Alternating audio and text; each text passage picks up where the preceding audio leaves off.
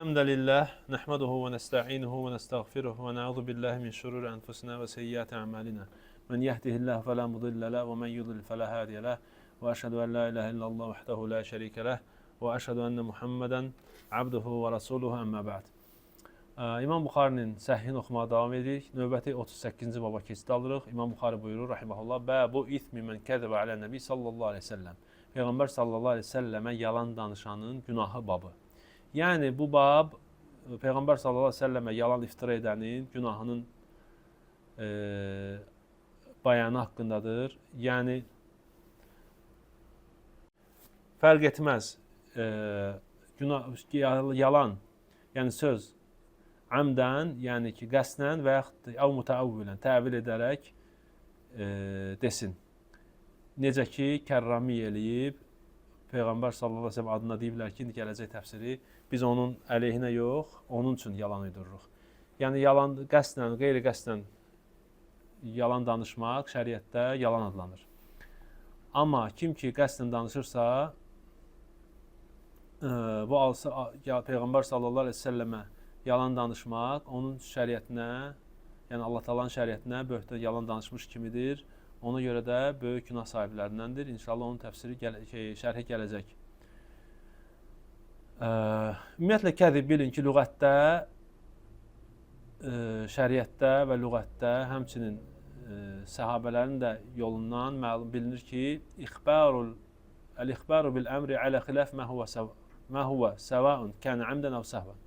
Yəni, şəriətdə, lüğətdə də yalan bir şey haqqında olduğunun əksinə xəbər vermək. Qəsdən, istər qəsdən olsun və yaxud da ki, qeyri-qəsdən olsun. Bu nə adlanır? Yalan adlanır. Və şəriətdə belədir və lüğətdə də Əhl-i Hicazın lüğəti budur. Və yəni nədir? Yəni, onlar xətaya da kəzib, yalan deyiblər. Yəni, sözsüz ki, əgər bu günah qazanmaq üçün, günah qazanması, yəni yalan qəsdən əgər danışırsa, yəni günah qazanmaq, əgər qəsdən deyirsə günah olur. Əgər qəsdən deməzsə, xəta olarsa, əlbəttə ki, burada vaid, yəni hədə olunan günahı qazanmır. Baxmayaraq ki, hər iki halda yalan adlanır. Və bu Əhl-i Sünnənin sözüdür, biləsiniz. Yəni muxti və kəzib, gələcək bəyanı, kəzib həm yalan qəsdən danışana, həm də xəta ilə danışana yalan sözünü itlaq ediblər. Burada Mu'təzilə ixtilaf edib Əhl-i Sünnətə. Onlar deyiblər ki, yalan olması üçün, yalan qeyd edilməsi mütləq və mütləq qəsdən olmalıdır. Əgər qəsdən deyilsə, xətadırsa, yalan deməyiblər. Amma hədislərdə bu gördüyünüz kimi gələcək, həqiqət elə deyildir. Yəni, qeyd etdiyimiz kimi, yalan adlanır şəriətdə, əgər qəsdən də, qeyri-qəsdən də bir şeyin xilaf, bir şeyin olanın həqiqətinin əksinə xəbər verməyə yalan deyilir. Necə ki, gəlib hədislərdə misal olaraq Peyğəmbər sallallahu əleyhi və səlləm Hatibə deyib: "Kəzəbtə la yədxuluhə fə innehu şəhidə Bədran vəl-Hüdeybiyyə." Bir nəfər haqqında, Hatib haqqında deyiblər ki, o cəhənnəmə daxil olacaq. Peyğəmbər sallallahu əleyhi və səlləm səhabəyə deyib ki, yalan dedin, o cəhənnəmə daxil olmayacaq. O şəhid Bədirdə və Hüdeybiyyədə iştirak edib. Amma əlbəttə ki, qeyri-mütəəmmid, yəni qəsdən olmazsa, o Əhl-i Sünnənin ittifaqı ilə, icma ilə, müsəlmanlar icması ilə məzurdur, üzürlüdür. Çünki biz bilirik ki, İslamın əsaslarındandır ki, xəta nədir? Bağışlanandır. Xəta bağışlanandır. Amma yalanı qəsdən danışan, mütəəmmid, yəni qəsdi olaraq yalan danışan o kəsdir ki, günah qazanır və əzab, şiddətli əzabla yəni, hədələnmişdir. Və burada əgər onun qəsdi ciddi olarsa və yaxud zarafat nə olarsa, hər iki hal eynidir, fərqi yoxdur. Yəni, yalandan zarafat etdisə də, Peyğəmbər sallallahu əleyhi və səlləm adına və yaxud yalandan və yaxud qəsdən düz danışırsa da fərqi yoxdur. Əgər qəsd olubsa yalan demək, səhv demək, bu halda hər iki halda günah qazanmış olur. Necə ki, hədisdə gəlir: "Mən kəzəbə əleyhi mütəəmmidən fəliyətəbəvvə məqadahu minən-nar." Kim qəsdən mənə yalan deyərsə, iftira atarsa, mənim adıma yalan danışarsan. Və baxmayaraq ki, Peyğəmbər sallallahu əleyhi və səlləmə dedi ki, qəsdən olmayaraq, xəta olaraq, səhvən yalan danışmaq üzürlüdürsə, bununla bərabər sahabələr yəni bu məsələdə çox şiddətli olublar, şiddətli şəkildə çəkiniblər və gələcək rivayətlərdə ki, məsələn İbn Məsuddan, Ənəsdən və başqa sahabələrdən, Zübeyr ibn Avvamdan onlar Peyğəmbər sallallahu əleyhi və səlləm adına yalan danışmaq qorxusu ilə nə qədər çox hədis danışmaqdan yəni üz çeviriblər. Yəni rivayətlər gələcək yaşlandıqdan sonra, müəyyən yəni hafizələrindəki bir dəqiqlik getdikdən sonra ehtiyat ediblər Peyğəmbər sallallahu əleyhi və səlləmin adına danışmağa. Və qeyd etdiyimiz kimi bu İbn Məsuddan, Əbu Dardadan və başqalarından var. Necə ki, Həşim buyurur ki, qalə səmiyyət Ənəs ibn Məlikdir, Ənəs ibn Məlikin belə eşitdim. Ləulə ən əxşə ən uxtiyə ləhəddəthukum bi əşyəən səmiyyətuhə min Rasulillah sallallahu əleyhi və səlləm. Əgər deyir, xata etməkdən qorxmasaydım, Peyğəmbər sallallahu əleyhi və səlləmdən eşitdiyim çoxlu şeylər vardı, sizə danışardım. Lakinnəhu qal, lakin o demişdir, yəni Peyğəmbər sallallahu əleyhi və səlləm, mən kəzəbə aleyyə mütəəmmidən fəliyyətəbəvvə məqadahu minən-nar. Kim mənə qəsdi olaraq yalan danışarsa, qoy cəhənnəmdə öz yerini hazırlasın. Və əlbəttə ki, sahabələrdən çox Peyğəmbər sallallahu əleyhi və səlləmin yalan danışmaqdan daha çox çəkinən, daha çox qorxan əlbəttə ikinci bir qövm yox idi. Və Peyğəmbər sallallahu əleyhi və səlləmin o ümmətini ona yalan danışmağa, yalan danışmaqdan cəhənnəmlə hədələməsi, onlar yalan danışanları cəhənnəmlə hədələməsi bu xəbər verir ki, Peyğəmbər sallallahu əleyhi və səlləm bilirdi ki, onun adına yalanlar danışılacaq. Və onun adına yalan hədislər uyudulacaq. Və belə də oldu, necə ki, Həmməd ibn Zeyd rahimehullah deyir ki, Peyğəmbər sallallahu əleyhi və səlləm adına zındıqlar, Peyğəmbər sallallahu əleyhi və səlləm adına təqribən 12.000 hədis uydurublar. Və insanlar arasında uydurub, yəni uydurma hədislər uydurub, insanlar arasında yayıblar. Peyğəmbər sallallahu əleyhi və səlləm adına danışılan yalan digər insanların adına danışılan yalan kimi deyildir. Qeyd etdik ki, bu onun ən betəri, ən pisidir. Nəyə görə? Bu ancaq şəxsi yox, həm də İslam dininə atılmış yalandır. İmam Bağavi rahimehullah buyurur ki, bil ki, Peyğəmbər sallallahu əleyhi və səlləm adına danışılan yalanların ən şiddətlisi, yəni günah etibarilə ən böyüyüdür. Və nədən sonra? Kafirin Allah Taala'ya etdiyi yalandan sonra. Və ona görə də səhabələrdə olan bir qövm təbiinlər Peyğəmbər sallallahu əleyhi və səlləmə bir çox hədisləri danışmağa ehtiyat ediblər. Nəyə görə? Hər hansı bir hədisdə xəta edib, orada bir ziyad edib və yaxud orada nəyisə nöqsana yol verməkdən qorxduqları üçün. Yəni orada səhv etməkdən qorxduqları üçün. Hətta təbiinlərdən eləsi var idi ki, mərfu, yəni Peyğəmbər sallallahu əleyhi və səlləm eşitdiyi hədisləri, yəni sahabədən və Peyğəmbər sallallahu əleyhi və səlləm eşitdiyi hədisləri mövquf eləyib saxlayırdılar və yaxud özlərindən rivayet edirdilər. O hədisdə müəyyən nəsə özlərinin, yəni qeyri-dəqiq olmaqlarından qorxduqları üçün. Yəni Peyğəmbər sallallahu əleyhi və səlləm nisbət eləməyiblər, öz adlarından danışırlar və yaxud sahabəyə qədər isnadı qaldırıblar. Çünki sahabənin adına xəta etmək Peyğəmbər sallallahu əleyhi və səlləm adına xəta etmək kimi deyil. O daha şiddətlidir və bu şiddət, yəni cəhənnəmin yerini hazırlamaq, yəni Peyğəmbər sallallahu əleyhi və səlləm haqqında gəlib. Və sonra İmam Buxari növbəti 106-cı hədisi gətirir. Buyurur: "Həddesən Ali ibn Ca'd, qala əxbərnə Şu'bə, qala əxbərnə Mansur." Mansur ibn Mu'tamir, yəni təbiinlərdəndir, cəlil alimlərdəndir, yəni çoxlu hədis rivayet edənlərdəndir. Qala səmi'tu Rabi'i ibn Hiraş. Rabi' ibn Hiraş deyir ki, Səmi'tu Aliyyən, Əli radiyallahu anh belə eşitdim. Yəqulu qala Nəbi sallallahu əleyhi və səlləm, Peyğəmbər sallallahu əleyhi və səlləm nisbət edərək, la təkzibu aleyyə. Mənə yalan uydurmayın, mənə yalan danışmayın. Yəni mənim adımdan yalan danışmayın. Yəni Peyğəmbər sallallahu əleyhi və səlləmin fə innehu men kəzəbə aleyyə fəlyalicin-nar. Çünki kim mənə yalan danışar, mənim adımdan yalan danışarsa, cəhənnəmə girsin. Belə bir fəlyəlic burada əmr formasındadır. Cəhənnəmə girsin. Yəni bu hədis ümumiyyətlə bu hədis və buna bənzər hədislər bilin ki, mütəvatirdir. Yəni alimlər bu barədə kitablar yazıblar. Məsələn, Əbülqasım Süleyman Ət-Təbarani kitab yazıb. Bu hədislərin, yəni Peyğəmbər mən kədəbə aleyyə mütəəmmidən fəliyyətəbəvvə məqadahu minən-nar və başqa rivayətləri bu hədisin yollarını cəm eləyib, toplayıb təqribən 60 səhabədən və onlardan da 180 yolla, yəni hədis rivayet edib. Yəni təqribi bu hədislərin 60 səhabədən rivayet olunmuş hədislərin də yolları 180-ə qədər hamısını gətirib öz kitabında. Yəni buna görə bu hədis nədir? Mütəvatirdir.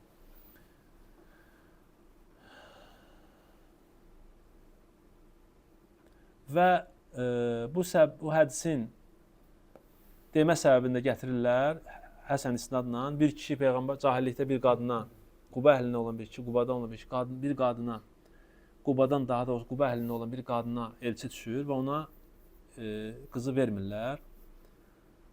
Və bu gedir bazardan Peyğəmbər sallallahu əleyhi və səlləmin hüllə, Peyğəmbər sallallahu əleyhi və səlləm paltarından oxşar bir paltar alır və gəlir bu qızın vəlilərin yanına və deyir ki, mənə Peyğəmbər sallallahu əleyhi və səlləm öz paltarını verdi və mənə dedi ki, get o mənim əmrimdir, yəni get onlara çatdır ki, o qızı sənə versinlər, nə istəyirsən o qızla elə. Və bunu eşidən vəlilər deyir ki, vallahi biz Peyğəmbər sallallahu əleyhi və səlləmdən ancaq bizi fuhuş işlərdən qorumasını eşitmişik. Yəni Peyğəmbər sallallahu əleyhi və səlləm bizi fuhuş işlərdən qorumağı əmr edib. Ola bilməz ki, Peyğəmbər sallallahu əleyhi və səlləm bunu əmr etsin. Və iki nəfər, bir rivayətə bir nəfər dururlar Peyğəmbər sallallahu əleyhi və səlləm yanına gedirlər. Deyir, ya filan, durun gedin öyrənin məsələni. Və onlar Peyğəmbər sallallahu əleyhi və səlləm yanına gedirlər və Peyğəmbər sallallahu əleyhi və səlləm bu xəbəri verəndə deyir onun üzü qəzəbdən qıpqırmızı qızardı və dedi ki, mən kədəbə əleyhi mütəammidən fəliyətəbəvvə məqadahu minənnar. Kim mənə qəsdən yalan danışarsa, qoy öz cəhənnəminə yerini hazırlasın və sonra dedi, ey filan, durun, tez durun, onu tapın. Əgər deyir, onu tapsaz, onu öldürün, yəni onu öldürün. Və bir rivayətdə də gəlib ki, siz onu tapa bilməyəcəksiniz. Yəni diri tapa bilməyəcəksiniz, yəqin ki, ölüb. Ölü tapsaz onu yandırın. Və onlar gediblər, bu adam da eşidəndə ki, belə bir məsələ olub, Peyğəmbər sallallahu əleyhi və səlləm adam göndərib bunun yanına axtarılmağa, o qaçır. Və qaçır gedir bunu getdiyi yerdə də su içmək istəyir, nəsə belə ilan vurur, öldürür. Və bunlar gedib onun necə Peyğəmbər sallallahu əleyhi və səlləm dediyi kimi meydini tapırlar. Və bu da Peyğəmbər sallallahu əleyhi və səlləmə yəni yalan danışmağın, onun adına yalan uydurub danışmağın əzəmətindən xəbər verir. Yəni hədisdə gələn lə təkzibə əleyyə mənə yalan danışmayın, mənə iftira atmayın. İmam Hafiz bildirir ki, burada kəzib deyəndə yəni bütün yalanın növlərini əhatə edir, əmdir, ümumidir.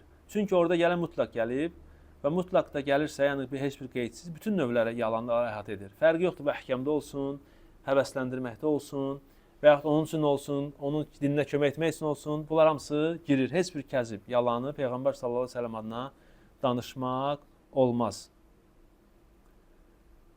Və baxmayaraq bəzi rivayətlərdə mütəəmmid, yəni təəmmüd, yəni qəsdən ləfsi gəlib, bəzi rivayətlərdə gəlməyib. Alimlər cümhur bu ümumi rivayətləri nə ediblər? Mütəəmmid, qəsdən olan rivayətlə təxsis ediblər. Yəni deyiblər ki, xəta edən bu növə girmir. Çünki qeyd etdiyimiz kimi xəta şəriətin əslidir ki, xəta edən bağışlanır. Əgər əlbəttə oradan onun tərəfindən orada səhlənkarlıq falan üz verməzsə, amma əsl odur ki, xəta edən bağışlanır. Və bununla bərabər sahabələr bundan qeyd etdiyimiz kimi vara ediblər, çəkiniblər.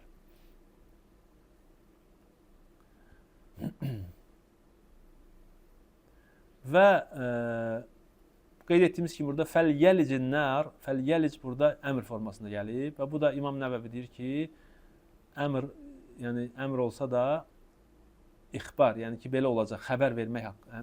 Xəbər də əmr formasında. Və bu da o deməkdir ki, artıq bu cəza onun üçün nə olub? İstəvcəbə, vacib olub. Cəza onun üçün vacib olub. Necə başqa rivayətə gəlir, yəlicinlər, yəni girsin və yaxud girəcək. Və başqa rivayətə gəlir, bunyə ləhu beytun finnər. Onun üçün cəhənnəmdə bir ev tikiləcək və yaxud tikilmişdir. Və yalnız bilinsin ki, Nəvəvi sözünə davam edir. Buradakı məna bu onun cəzası, yəni bu əməl onun cəzasıdır. Və ola bilsin ki, Allah Taala onun üçün keçsin. Necə ki, bütün günahlarda, küfrdən aşağı, şirkdən aşağı bütün günahlarda, Quran və sünnədə gələn ləfslərdə biz deyirik ki, cəhənnəmə girəcək sözü onun cəzasıdır. Yəni bu əməlin cəzası cəhənnəmdir. Əgər Allah Subhanahu taala bağışlamasa və yaxud onun hansı bir xeyir işləri bunu üstələməsə. Yəni qeyd etdiyimiz kimi bütün Quran və sünnədə gələn vəid, təhdid ayələri və hədisləri belə təvil olunur, belə başa düşülür. Çünki əhl-i sünnənin qaydası nədir? Böyük günah sahibi Allah Taala'nın istəyi altındadır, bu əsildir. Ona görə də bu gələn ləfslər, əlbəttə biz deyirik onun cəzasıdır, əgər o cəzalanacaq olacaqsa onun cəzası budur. Lakin ola bilər ki, Allah Subhanahu taala onun üçün keçsin və yaxud onun başqa əməlləri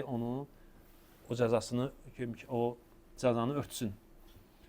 Və əbədi olaraq cəhənnəmdə nədir? Böyük günah sahibləri cəhənnəmdə qalmayacaq. Hədisin faydaları çoxdur. Və buradan bir fayda çıxartmaq olar ki, Peyğəmbər sallallahu aleyhi və səlləmin adına şəklə yalan danışma olmaz. Yəni dedimi, demədim, yaxud belədir, belədir. Ancaq və ancaq yəqin bildiyin şeyləri danışmalısan. Ona görə sahabələr qeyd etmiş kimi ancaq yəqin, təhqiq olunmuş şeyləri, rivayətləri danışardılar. Eləcə onlardan sonra gələnlər. Və Nəbəvi buyurur ki, və bu hədis dəlildir ki, Peyğəmbər sallallahu aleyhi və səlləm adına, yəni uydurulmuş hədisləri rivayət etmək olmaz.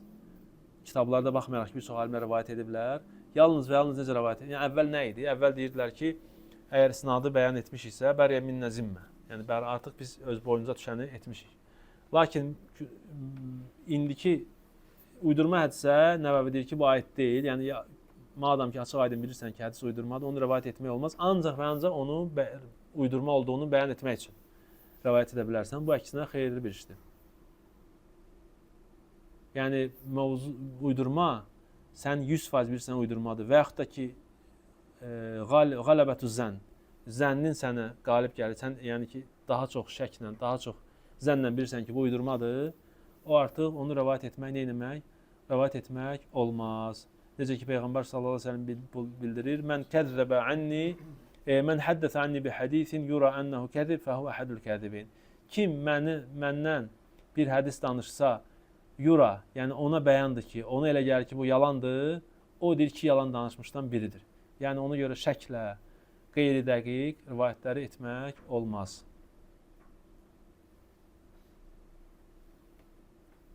Yəni əlbəttə ki, Peyğəmbər sallallahu əleyhi və səlləm adına yalan danışır, əkbər böyük günahlardan da böyüdür, indi onların hökmü də gələcək. Yəni yalan danışanın, Peyğəmbər sallallahu əleyhi və səlləm adına yalan danışan hökmü. Bu əlbəttə açıq-aydındır. Yəni Allah Taala yalan danışmış kimidir. Çünki Peyğəmbər sallallahu əleyhi və səlləm nə deyir? Mə yantiqu anil hava, Allah Taala deyir, mə yantiqu anil hava, in huve illə vahiyyuha. O heç nə yalandan, havadan danışmır. Demək ki, sən əgər Peyğəmbər sallallahu əleyhi və səlləm adına yalan danışmısansa, artıq sən Allah Taala'nın şəriətinin adına yalan danışmış olursan. Və bu da ki, əlbəttə ən böyük günahlardandır. Və Peyğəmbər sallallahu əleyhi və səlləm adına yalan danışmağın başqa yəni eyiblərindən, başqa bədbaxtçılıqlarından odur ki, bir insana yalan danışdın, məsələ oldu burada, bitdi, getdi. Peyğəmbər sallallahu əleyhi və səlləm adına yalan danışdınsa, ola bilsin o düşsün, yəni şəriət kimi düşsün və qiyamətə qədər də sən öləndən sonra da o yalan artmağa davam etsin və ona görə də sənin günahların saysız hesabsız olsun. Və bu məsələdə kərramiyyə bildiyiniz kimi şaz olublar. Onlar deyiblər ki, necə mən kəzəbə aleyyə hədisdə gəlir, kim mənə aleyyə alə, mənə qarşı sanki tərcümə ediblər. Və onlar deyiblər ki, biz ona qarşı yox, biz onun üçün yalan danışırıq. Yəni görəndə ki, tutaq ki, insanlar dindən uzaqlaşır, nə bilim filan. Onlar yəni sanki insanlar həvəsləndirmək üçün hədislər deyirlər ki, biz onun üçün, yəni nəhnu nukəzzibə lehu, la aleyhi və lakin lehu. Biz onun üçün danışırıq. Bu da əlbəttə ki, batildir bir çox növdən. Birinci onlar o bir rivayət var, liyudillə bihin nəs rivayəti var, insanları azdırmaq üçün rivayəti var. Onu dəlil gətiriblər. Və onu da ki, yəni alimlərin cümhuru və sələf və xələf, Şeyx Albani həmçinin bu hədisi münkər sayıblar, yəni zəifdir. Və həmçinin hədis zəif olmasa da belə, ikinci ona cavab vermək olar ki, əgər həmən isnad sahih olsa da belə, oradakı liyudillə bihik ləm tə'lil deyil. Yəni səbəb ləmi deyil ki, yəni insanları azdırmaq üçün öncə danışmaq olur. Əgər azdırmaq istəmirsənsə, onda yəni düzgün yola çəkmək istəmirsən, onda yalan danışmaq olar. Sanki onlar elə tərcümə edirlər. Bu da ərəb dilinin, şeyxlər deyirlər ki, ərəb dilinin cahilliyindəndir. Oradakı ləm tə'lil deyil, ləm səbəbiyyə deyil, ləm aqibədir. Aqibə yəni ki, bunu belə etsən, bunun axırı belə olacaq. Odur. Necə ki, Allah Teala deyir, "Fəmən əzlə mimmən iftara aləllahi kəziben liyudillən nəsə biğayri ilm." Kim Allah Teala'ya iftira atan, yalan iftira uyduranlardan daha zalim kim ola bilər? Niyə? İnsanları azdıracaq deyə. Yəni səbəbi azdırmaq olacaq. Buradakı yəni ayədəki məna da həmçinin eynidir. Yəni insanları azdırmaq üçün olmasa elə ki, Allah Teala'nın yalan danışmaq olar. Xeyr. Burada odur ki, aqibəti olacaq. Sən yalan danışarsan, aqibət nə olacaq? İnsanları azdırmaq olacaq. Və həmçinin üçüncü cavabı da odur ki, bu ziyadə əgər doğrudan da səhih olsa da, səhih deyil birinci. Əgər laf tutaq ki, səhih də olsa, bu bəzi ümumun fərdlərini bildirmək üçündür. O ümumdakı olan bəzi fərdləri bildirmək üçündür və burada məfhum, o sözün məfhumu yoxdur. Misal, Allah Teala buyurur ki, "La taqtul awladakum min imlaq." Fəqirlik qorxusu ilə övladlarınızı öldürməyin. Min imlaq burada, yəni ümumun öldürməyin, o səbəblərdən biri budur. Və qorxulardan biri budur. Amma o demək deyil ki, əgər aclıq qorxusu olmasa, başqa şey üçün övladı öldürə bilərsən. Və yaxud da Allah Teala buyurur: "Ya eyyuhellezine amenu la ta'kulur riba da'afan mudha'afa." Ey iman gətirənlər, qat-qat faizi yeməyin. Yəni, o demək deyir ki, faiz qat-qat olmasa onu yemək olar. Xeyr. Buradakı bunlar hamısı nədir? Bəyan umum əfrad. Yəni ki, bunun şəriətdə adı budur. Və həmçinin dediyimiz kimi, onlar dediyi kimi ki, biz onun üçün ona qarşı yox, la nakzibu alayhi və lakin nakzibu lahu. Yəni ona qarşı yox, onun üçün yalan danışırıq. Bu da İmam Nəvəvi bildirir ki, bu da cahillikdən, ərəb dilini bilməməkdən və şəriəti bilməməkdən başqa bir şey deyil. Əslində oradakı o aleyhi ləhu deyir. Onun hər ikisi yalan, hər ikisi ona qarşı danışılmış olur. Yəni ləhu deyə, aleyhi deyə belə bir şey yoxdur Peyğəmbər sallallahu əleyhi və səlləm adına. Necə ki, həmçinin Allah Teala buyurur: "Və la taqfu ma laysa laka bihi ilm." Haqqında elmin olmadığı bir şeyin dalınca getmə. İnne's-sem'e vel-basara vel-fuade kullu ulaika kana anhu mas'ula. Həmçinin qulaq, göz və qəlb, onlar hamısı eşitdikləri, gördükləri şeylərə görə, yəni nədir? Soruşulacaqlar. Yəni bilmədiyin şeyin dalınca getmə, yalan danışma. Ola bilməz ki, sən Peyğəmbər sallallahu əleyhi və səlləm adını onun üçün, sən elə gəlir ki, onun şəriətindən nəsə bir şey uydurursan. Əlbəttə ki, bunlar hamısı batildir. Və bir şey də qeyd etmək lazımdır ki, alimlər qeyd ediblər ki, bütün bidət əhli hamısı yalan danışıblar. Hamısı şəriətə iftira atıblar, yalan danışıblar. Əgər Kərramiyə onu açıq-aydın mübah eləyib, açıq-aydın deyib danışıblarsa da, başqaları başqa yollarla, Peyğəmbər sallallahu əleyhi və səlləm hədislərini, Allah Taala'nın ayələrinin mənasını yozmaqla, sələfdən gəlməyən təfsirlərlə öz əqidəsini sübut etmək üçün təvillərə yol verməklə onlar nə ediblər? Allah Taala'dan yalan danışmış, Peyğəmbər sallallahu əleyhi və səlləmdən yalan danışmış olublar. Bunlar hamısı daxildir. Xavaric, Qədəriyyə, Mu'təzilə, Cəhmiyyə, Sufiyyə və məzhəblərə təəssüb eləyənlər, məzhəb təəssübkeşçiləri də, məzhəbçilər də həmçinin. Necə ki, məşhurdur, gələcək indi Şafii Hənəfiyə qarşı hədis uydurub, Hənəfi Şafiyə qarşı hədis uydurub və beləcə. Yəni, bunun misalları çoxdur.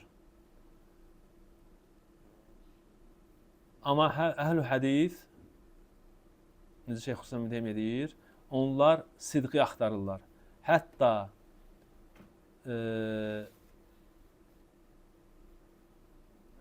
o kəlam özü onların öz rəylərinə, onların hər hansı bir görüşünə müxalif olsa da belə. Yəni, Peyğəmbər və yaxud da onların görüşünü dəstəkləyən bir hədis olsa da belə, əgər o isnad etibarilə, onların yalan, Peyğəmbər sallallahu əleyhi və səlləm olan yalan olduğu bəyan olsa da, hədis əhli onu bəyan ediblər. Öz xeyirlərinə də olsa, öz əkslərinə də olsa.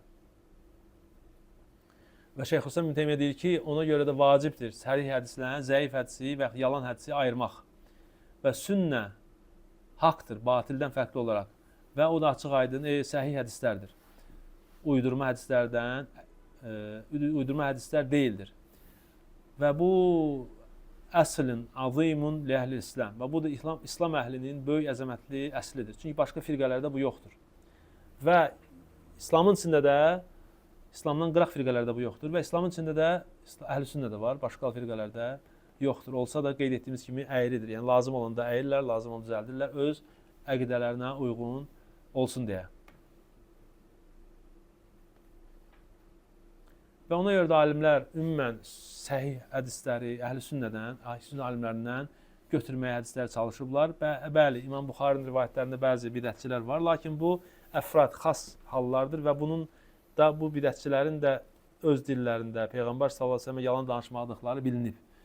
Yalan danışmadıqları bilinib, yəni hədisdə sidq olduqları bilinib, müəyyən rəyləri olsa da belə. Amma cümlədə rafizilərdən tutmuş bütün firqələr öz əqidələrini sübut etmək üçün yalan hədis danışmaqdan çəkinməyiblər.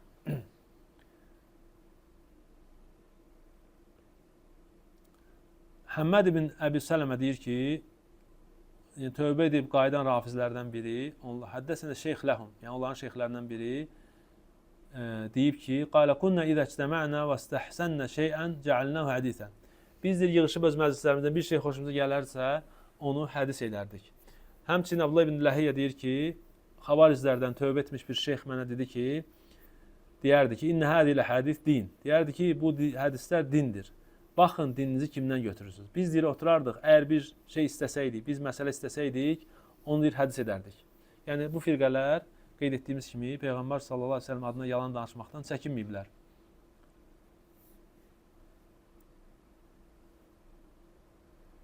Və ola bilsin ki, hardasa zəif hədisləri rivayət etmək də Peyğəmbər sallallahu əleyhi və səlləm adına yalan danışmaq kimi olsun. Xüsusən də şiddətli zəif olanlar. Hətta fəzilətli əməllər babında olsa da belə. Və yaxud digər bablar, həvəsləndirmək, qorxutmaq bablarının olsa da belə. Niyə görə Allah Subhanahu buyurur: "Və la taqfu ma laysa laka bihi ilm." Səndə elmin olmadığı bir şeyin arxasınca getmə. Həmçinin Allah Teala buyurur: "İyyəttəbiuna illə zan və ma tahval anfus." Onlar yalnız zannə və nəfslərinin həvəsləndirdiyi şeylərə tabe olurlar. Zənn də nədir? Qeyd etdiyimiz kimi zənnin arxasınca getmək olmaz. Necə ki hədisdə gəlib: "İyyəkum və zan." Sizi zəndən çəkindirirəm. Fə innə zannə əkzəbul hədis. Çünki zənn sözün ən yalanıdır. Və həmçinin bu yalana qeyd etdiyimiz kimi nasları, ayə və hədisləri təhrif etmək də girir.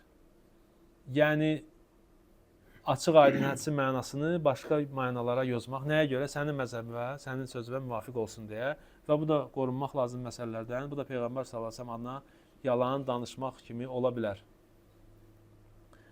Və həmçinin bura nə girə bilər? Hədisləri rivayət edərkən onun səhliyini, zəifliyini bilmədən elə hər eşitdiyini danışmaq, hər eşitdiyini hədis kimi rivayət etmək, sənin tərəfdən bir təsəbbüt etmədən, araşdırmadan danışmaq, bu da Peyğəmbər sallallahu əleyhi və səlləm adına yalan danışmaq ola bilər. Necə ki bayaqki qeyd etdiyimiz hədisdə gəlib: "Mən həddəsə anni bi hadisin yura annahu kazib fa huwa ahadul kazibeyn." Kim məndən bir hədis danışsa və zənn etsək, yəni yura, elə zənn etsə, elə başa düşülsə ki, bu yalandır, yəni araşdırmadan danışsa, bu yalancılardan, iki yalancıdan biridir.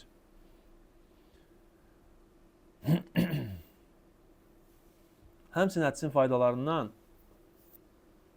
yəni bu bizə nəyə öyrədir? Hədis rivayət edərkən, xüsusilə də ərəbcə, hədislərin ləfzlərini dəqiq rivayət etmək lazımdır.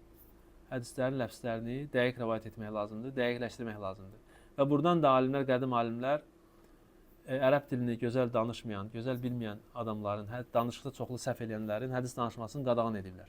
Və məhz bu səbəbdəndir ki, bugün görürsünüz kitablarda hədislər nə olub? Hərəkələnib. Çünki əcəm çoxdur, biz hamımız əcəmiyik, ərəbin əsasları bizdə yoxdur və eləcə də neçə uzun illər, yəni insanlar danışarkən Peyğəmbər sallallahu əleyhi və səlləm adına yalan danışılmasın deyə hədislər hərəkələnib. Yəni tam heç bir ləhn olmasın, qrammatik səhv olmasın.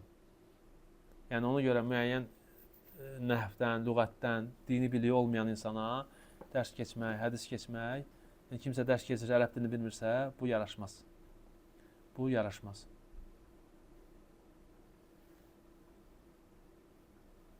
Necə ki, Əl-Əsma'i öz musnədində bildirir ki, deyir, mən elm tələbəsi üçün ən çox qorxduğum şey nədir? Nəhvi, yəni ərəb dilinin qrammatikasını bilmədiyi halda, yəni hədis rivayət etməyə girişsin. Bunu hətta o hadisin altına da aid edir. Mən kəzəbə aleyyə mütəəmmidən fəliyyətəbəvvə məqada minənlər. Kim mənim adıma qəsdən yalan danışarsa, qoy öz cəhənnəmdə öz yerini hazırlasın. Yəni insan ərəb dilini bilmir, bilir ki, danışanda mütləq və mütləq səhv eləyəcək. O mənada ki, hədisin ləfsini bilmir dəqiq, onun yəni hansı necə qrammatikasını bilmir. O adam yəni çəkinməlidir. Bizdə əlhəmdülillah asandır, qeyd etdiyimiz kimi şəkillənib, hamısı qoyulub, hərəkələr oxuyuruq. Əlhəmdülillah Allah Taala neməti elə tərcümə edirik. Amma əvvəllər elə deyildi. Yəni müəyyən mütləq və mütləq müəyyən qədər elmə, hədisə ehtiyac var. İndi də var əlbəttə. Yəni demək istəyirəm ki, bizim işimiz daha asandır.